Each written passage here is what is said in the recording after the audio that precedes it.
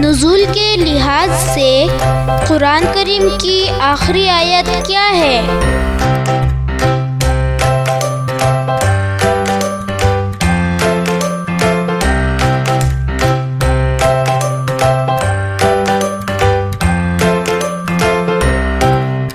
वत्तक़ू यौमन तुरजऊन फ़ीही इलल्लाह, सूरत अल-बक़रा आयत नंबर 282।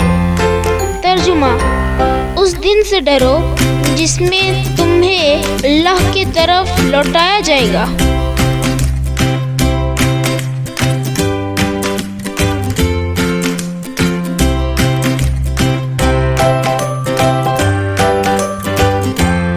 आखिरी आयत के बारे में मुख्तलिफ रिवायत हैं।